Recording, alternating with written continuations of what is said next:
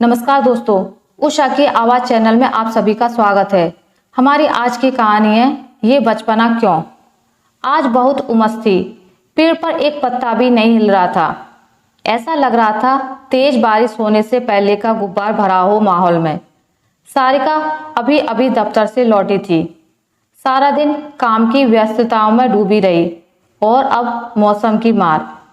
ऐसे में सिर्फ एसी ही कुछ राहत दे सकता था, इसलिए जल्दी से सब काम निपटा के आराम से कमरे में आ लेटी और अपना नॉवेल पढ़ना शुरू कर दिया। बड़ी मज़ेदार कहानी चल रही थी। कैसे एक अधेड़ उम्र की महिला अपनी 4-5 लड़कियों की शादी के लिए बड़े बड़े घर के लड़कों को आकर्षित करती रहती है। सारिका जानती थी कि एक मध्यम वर्गीय परिवार के लिए लड़कियों की शादी करना कितना बड़ा काम होता है। अचानक बाहर दरवाजे से आवाज आई, कोरियर। सारिका बेमन से उठी। अब ये किसका कोरियर आ गया? आराम भी नहीं कर सकते, वो बड़बड़ाई। दरअसल वो नॉवेल को 1 मिनट भी नहीं छोड़ पा रही थी।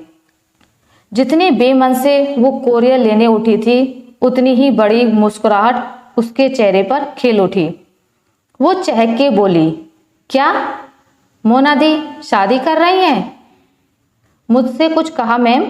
कोरियर वाले के कहने पर वो झेंप गई। नहीं भैया, आप जाइए। उससे अपनी आंखों पर विश्वास नहीं हो रहा था। जल्दी से उसने कार्ड खोला। बड़ी सादगी से कार्ड छपा था। मोना दी के स्वभाव की झलक कार्ड में दिख रही थी।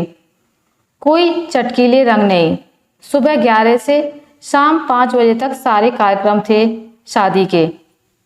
खैर जो भी था, मोना दी शादी को कैसे तैयार हुई, ये उत्सुकता उसके मन में बराबर बनी हुई थी। सारिका और मोना दोनों सगी बहनें थीं। सारिका मोना से 4 साल छोटी थी।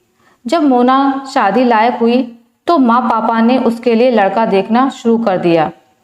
मोना हमेशा उन्हें रोकती, माँ मुझे शादी नहीं करनी है।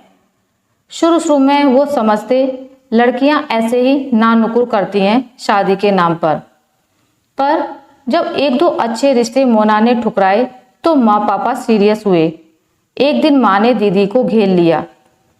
तुम साफ साफ बताओ, तुम्हारी समस्या क्या है? मोना, आपसे कितनी बार कहा तो है माँ, मैं शादी करना ही नहीं चाहती।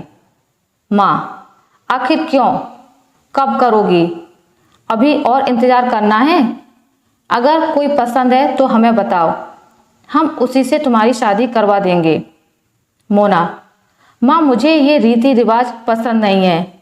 लड़के वालों को भगवान की तरह पूजना, उनका अच्छी खासी लड़कियों में कमियां निकाल कर शादी कर छोड़ देना, मुझे इन सब से बहुत डर लगता है। मोना का गला भर आया था, लेकिन वो रोज रोज की इस लड़ाई को आज खत्म कर देना चाहती थी। रोते रोते उसने बोलना जारी रखा, माँ मैं समाज में एक उदाहरण रखना चाहती हूँ। लड़कियों को तमाशा बनने से रोकना चाहती हूँ। मुझे उन पर हुए अत्याचारों से खून खौलता है। माँ, तो उम्र भर क्या कुंवारी रहोगी? माँ बाप कितने दिन साथ हैं? कल को सारिका भी शादी कर अपने घर की हो जाएगी। हमारे बाद तू कैसे अकेली रहेगी बेटा? यही दुनिया का बरसों से चला आ रहा रिवाज है। ये तू किस भंवर जाल में फंस गई? मोना, माँ आपने मुझे इस लायक बना दिया है कि मैं अपनी जिंदगी आराम से काट सकूं, पर जब तक मुझे ऐसा आदमी नहीं मिलता जो मुझसे इसलिए शादी नहीं करेगा कि मेरे पापा बड़ा दहेज दे रहे हैं या मैं उसे हर माह एक मोटी रकम लाकर हाथ में देती हूँ, बल्कि जो मेरी इज्जत करेगा, मुझे मेरे गुणों और गुणों सहित स्वीकारेगा, तभी मैं इस बारे में सोचूंगी। वो तो ठीक है बेटा, पर सब कुछ हमें ही नहीं सोचना होता, कुछ भगवान पर भी छोड़ दे। वो आपके साथ बुरा नहीं करेंगे अगर आप ठीक होंगे। माँ ने समझाना चाहा।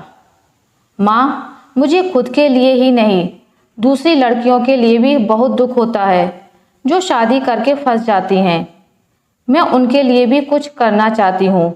मोना जिद पर अड़ी थी। ये क्या बेबुनियाद जिद है, माँ बड़बड़ाई। कोई जरूर आएगा जो इसे आईना दिखाएगा, तभी समझेगी ये। माँ एक आखिरी कोशिश करती हैं। अच्छा, कभी सोचा है तूने, अगर तू शादी नहीं करेगी तो सारिका का क्या होगा? वो भी कुंवारी बैठी रहे क्या? मैंने कब कहा तुम उसकी शादी ना करो? उसे अच्छा लगता है तो जरूर करो उसकी शादी, बस मुझे बख्श दो माँ। माँ हैरान हो मोना का मुंह देखती रह गई। धीरे धीरे समय बीतता रहा। सारिका की शादी भी कुछ दिनों में हो गई। वो अपने घर परिवार में खुश थी। समय गति से बढ़ता जा रहा था। सारिका को ये विश्वास हो चला था कि अब दीदी शायद कभी भी शादी नहीं कर पाएंगी। वो एक आध एनजीओ से जुड़ गई थी। एक अनाथालय में वो काफ़ी रेगुलर जाया करती थी। वहाँ बच्चों को पढ़ाती, उनके संग खेलती और समय बिताती। उनको शादी के नाम से एक फोबिया सा हो गया था और कहीं अवचेतना मन में ये बात बहुत गहरे से बैठ गई थी कि शादीशुदा लड़कियों पर बहुत अत्याचार होते हैं और वो उन लड़कियों को जागरूक करेगी और इस नरकीय जीवन से छुटकारा दिलवाएगी। माँ से सारिका को यदा कदा पता चलता रहता कि मोना इस काम में जी जान से जुटी हुई है, भले ही उसे सफलता कम मिल रही है। कोई सुनता ही नहीं उसकी बेतुकी बातें। अब तो माँ को किसी ऐसे नवयुवक की तलाश थी जो मोना को सच्चाई से रूबरू कराए और उसके दिल में मोहब्बत जगाए।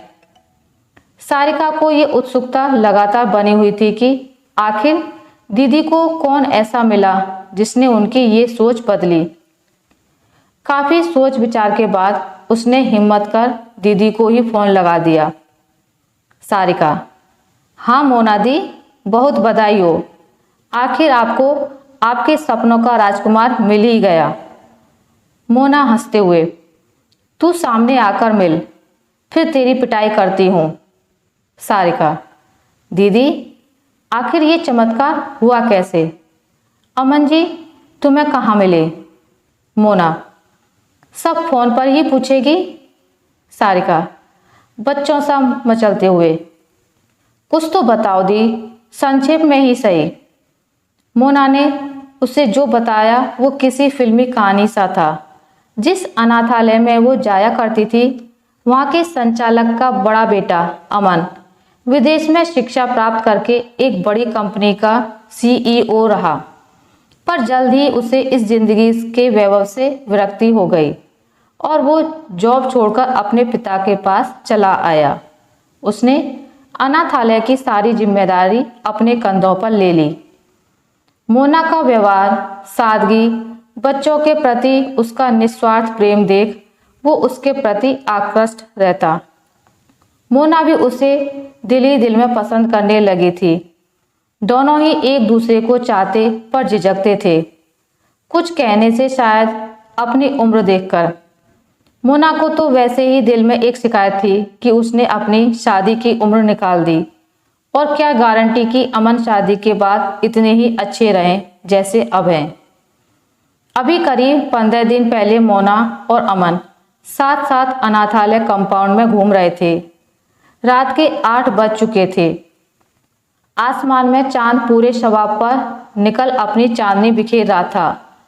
वहीं दूर एक कोने में एक बूढ़ा सा आदमी पुराने कुएं में झांककर कुछ बड़बड़ा रहा था। दोनों उसके पास आए। अमन ने पूछा, बाबा क्या ढूंढ रहे हैं? वो परेशान सा बोला, बेटा देखो इसमें ये चांद गिर गया है।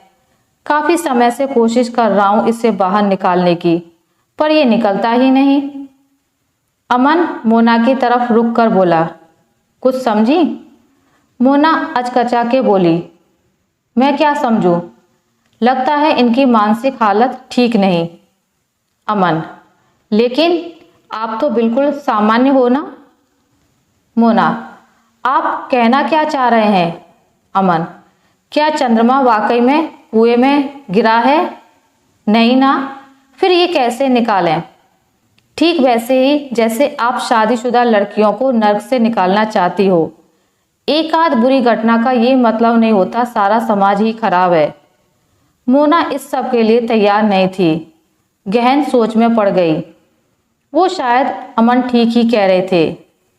उसने झेप कर सिर झुका लिया। आज अमन ने अनजाने ही उसे वो आईना दिखा दिया था जो उसे अभी तक कोई ना दिखा सका था। अमन उसकी मन स्थिति समझ रहा था।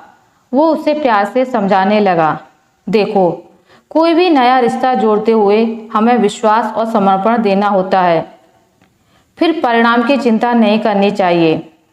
मोना सिर झुकाए सब सुन रही थी। जरूरी नहीं होता कि सब लड़के और उनके घर वाले बुरे ही हों। आजकल लड़कियां भी कम नहीं होती। बहुत से घर उनके घमंड, चाहे रुपए पैसे का हो या रूप सौंदर्य का, उसकी वजह से भी टूटते हैं। फिर अमन बोला, चाहे दर्प हो या दर्पण, घर चलाने को चाहिए समर्पण।